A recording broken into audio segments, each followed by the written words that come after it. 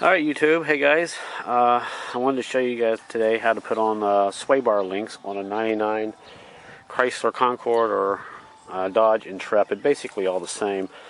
What I'm doing today, I've already got one started, but I wanted to show you what I did to replace mine. And here's my old one. It was pretty well shot. If you can hear it rattling,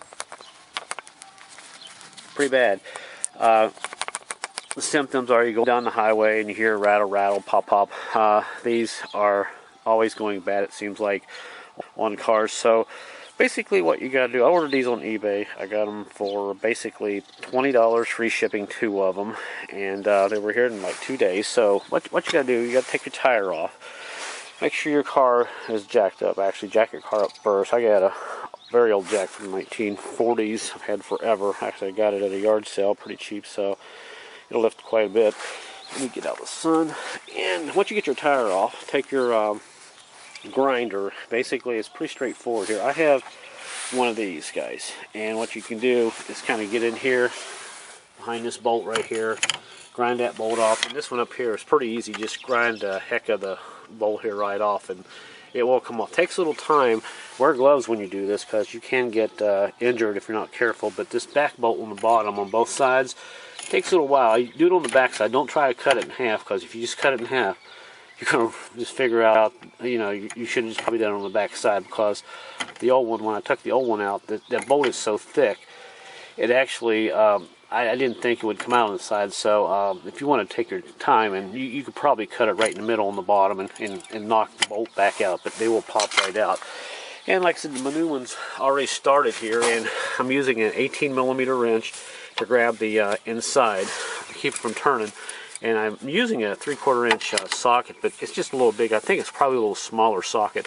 But all you got to do is just kind of, look at it pretty tight now. That one's already tight. And then on the bottom one, you do the same thing. Take off the wrench here, put that down the bottom, keep from turning. And what you might want to do, since this is going to be turning, let's see, probably up. Put a wrench on there. Put your wrench. Let me get this started here. It's kind of hard to do. One hand on the camera and one on the bolt. But just that bolt. If you can get your wrench there, kind of set somewhere where it's not turning, it'll start. And once you get it started, basically, you're good to go, and you can tighten it up and everything. But that's basically what you got to do. It's not a big deal. I've already done the driver's side. I decided to do the passenger side today since the sun is out and it's actually a pretty warm day. Finally got it in the 50s after all the snow is finally melted off the ground. But other than that, if you have any problems, any questions, call me. But pretty straightforward. The only tools you need is a grinder. I'm using millimeter socket, little extension, and also I'm using a big ratchet, 1/2 inch, 3/4 inch drive socket.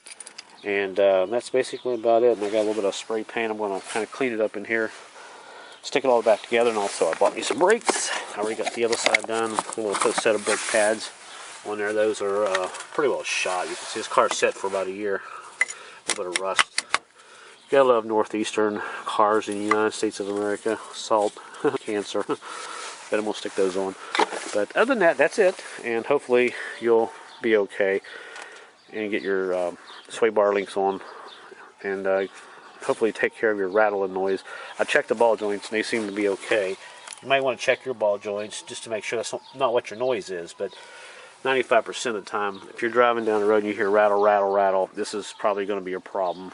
I've had problems on other cars, especially my other little car I had, which was a Dodge, oh gosh, I can't think of the name of the car. What was it? Don't remember the name of the car. Anyway, enough talking. So good luck, guys, and be careful when you're doing all this. Don't injure yourself.